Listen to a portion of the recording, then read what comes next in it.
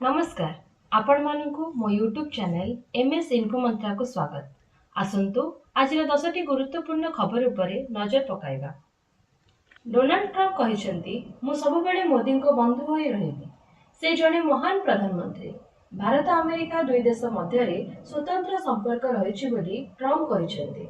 किंतु रूसिया सह भारतर तैल कारोबार को नापसंद करिसेंती ट्रम्प। भारत और अमेरिकार संपर्क में तिक्तता थिबा सत्वे प्रधानमंत्री नरेंद्र मोदी ट्रम्प को बयान को अति चतुरतार सहित प्रशंसा करिसेंती। आमे समस्त जानिछे जे अमेरिकार राष्ट्रपति डोनाल्ड ट्रम्प केबे कहार होई नाहंती कि हेबे नाही। निजर स्वार्थ हासिल करिवा पई एवं निज प्रशंसा साउंडिवा पई से किछि भी कहि दियंती। तांकर चेष्टा जे से किभଳି नोबेल पीस प्राइज पाइबे सेथिपाई तो इंडिया पैक युद्ध तांको कहवा अनुसार बंद होईछि बोली कहिथिले। जेतेबेले तांको इगो को आघात पहुंचिला से रूसिया और यूक्रेन युद्ध रे भारतर प्रमुख भूमिका अछि बोली कहबाकू मध्ये पछै नथिले। से कहिथिले एटा हेउछि मोदी स्वार। सेथिपाई आमे माने अन्य केउ राष्ट्र उपरे निर्भरशील न रहिकी जेतिकी हेउछि मेक इन इंडिया उपरे गुरुत्व देबा उचित। परवर्ती खबर घुंचिला Odisha police SI exam 2025 October 4 रे हेबाकू थिबा परीक्षा को अक्टोबर 6 को घुंचाई दिया जाइछि। पूर्वरु मध्य ए परीक्षा को दुई थर स्थगित रखा जाइथिला। सेप्टेम्बर 20 परे एडमिट कार्ड डाउनलोड करिवा पई परामर्श दिया जाइछि। परवर्ती खबर दिल्ली रो ऐतिहासिक लाल किला परिसर रे चोरी रो एक घटना एबे हइचे सृष्टि करिवा सह सुरक्षा को नै अनेक प्रश्नवाची सृष्टि करिछि। लाल किला परिसरରୁ कोटी टंका मूल्यर हीरा लागिथिबा सुना कलश चोरी होइथिबा मामला शनिवार सामनाको आसिथिला। मिलिथिबा सूचना अनुसार लाल किला परिसर रे एक कार्यक्रम आयोजित करा जायथिला।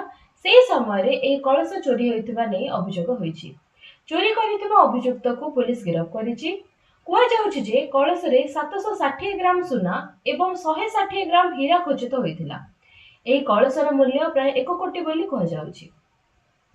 परवर्ती खबर एशिया कप 2025 सेप्टेम्बर 9 रु यूएई रे आरंभ हेबो। एथिरे भाग नेबा पई 4 सेप्टेम्बर रे टीम इंडिया दुबई रे पहुंचीछि। एथर एशिया कप टी20 फॉर्मेट रे खेला जिवो। सेथिरे सूर्य कुमार यादव को अधिनायकत्व रे टीम इंडिया खेलिबो। 2026 रे हेबाकू थिबा टी20 विश्व कप पई प्रस्तुति को दृष्टि रे रखी एही टूर्नामेंट टीम इंडिया पई बहुत गुरुत्वपूर्ण बोली कहा जाउछि। परवर्ती खबर बायोमेट्रिक उपस्थान बाध्यतामूलक कले राज्य सरकार। पंचायत समिति जिला परिषद कार्यालय रे बायोमेट्रिक लागू हेबो।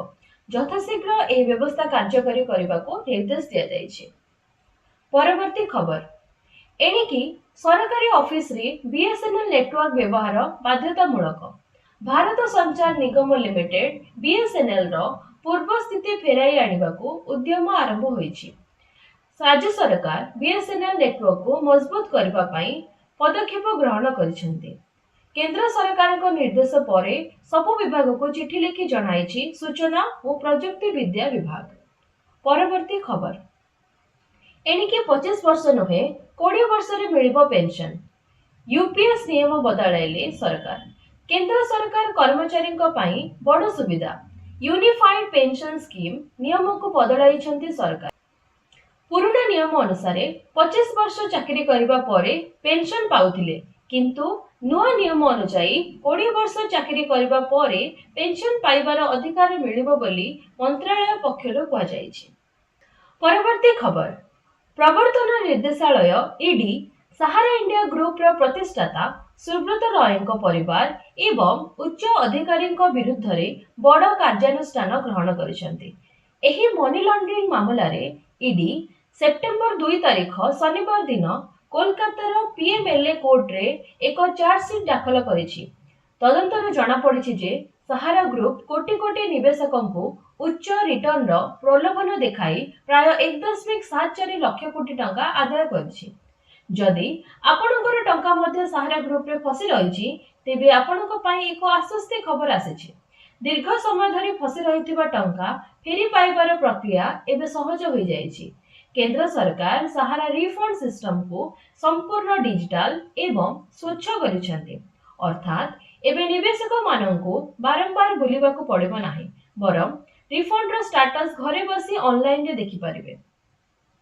एथिपाई सरकार एक स्वतंत्र पोर्टाल mocrefund.crcs.gov.in आरंभ करछन्ती। एही वेबसाइट को जाई आपण माने स्टेटस जांच करि परिबे।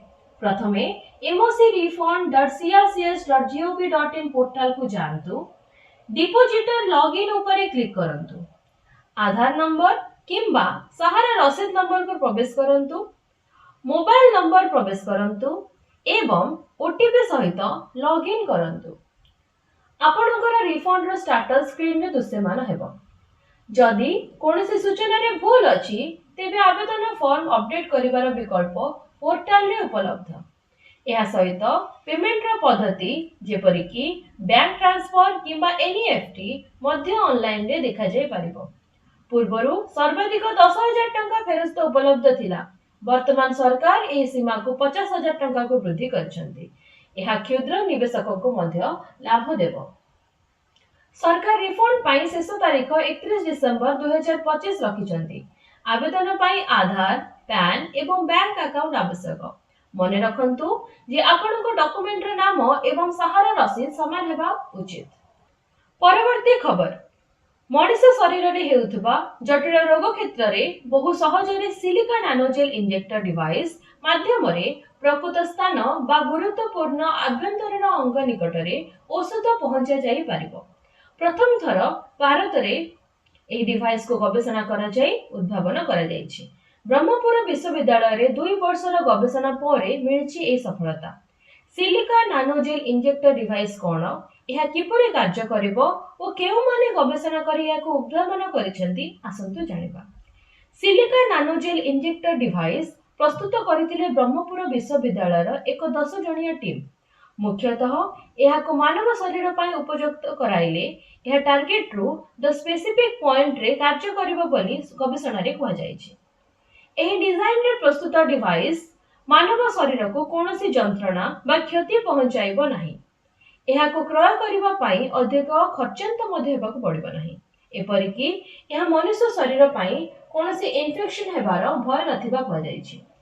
खूब सहजरे एहारी माध्यम रे मनुष्य शरीर रे आवश्यक रहितबा प्रकृत स्थान बा गुरुत्वपूर्ण आभ्यंतरीण अंग निकट रे अत्यावश्यकीय औषध पहुंची पारिबो बोली गवेषणा रे कहै जायछि।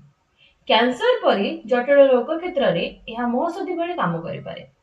एभली डिजाइन को प्रस्तुत करिसंती ब्रह्मपुर विश्वविद्यालयर सहकारी प्रोफेसर डॉक्टर पद्मचरण हेम्ब्रम। बरमपुर वरिष्ठ चिकित्सक सुनील कोटा कहिसंती टार्गेटेड डेलीवरी रो अर्थ होछि जेउठी समस्या रहिछि सेठी जदि इंजेक्शन द्वारा पहुंचाई देउछे ताहाले अल्प मात्रा रे सेही डोज टी काम करिवो। पाखरे रहिथिबा नॉर्मल सेल को मध्य क्षतिग्रस्त करिवो नाही। निश्चित भावे कम डोज रे एथिरे अधिक उपदेयता मिलिबो। औषधर मध्य पार्श्व प्रतिक्रिया कमी जिबार संभावना रहिछि बोली से कहिसंती। आजिर शेष खबर, आसंता 27 रे हेबो स्वतंत्र ओटीईटी परीक्षा। दुई थर परीक्षा स्थगित हेला परे एबे सेप्टेम्बर 27 रे परीक्षा हेबो। एनेई माध्यमिक शिक्षा परिषद पक्षरु सूचना दिया जायछि। राज्यर 75,403 जन शिक्षक शिक्षयित्री ओटीईटी परीक्षा देबे। पूर्वर प्रश्नपत्र प्रकट पाई स्थगित रहिथिला ओटीईटी परीक्षा। लीक हेतिबा प्रश्नपत्र प्रकृत प्रश्नपत्र सहित मेल खाइबा परे माध्यमिक शिक्षा परिषद परीक्षा स्थगित रखिथिला। सेपटे स्वतंत्र ओटीईटी प्रश्नपत्र लीक मामला रे बोर्ड उपसभापति निहार रंजन महांती को समेत मोट 8 जन को गिरफ्त करिछि क्राइम ब्रांच। तेबे आशा करूछि आजिर गुरुत्वपूर्ण खबर गुडिक आपण मानकु भलो लागिथिबो।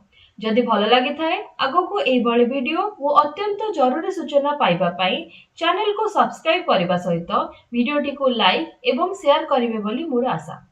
आपण मानक दिन शुभमय हो। पुणी थरे देखा हबो नुआ अपडेट सहित। रहिली नमस्कार।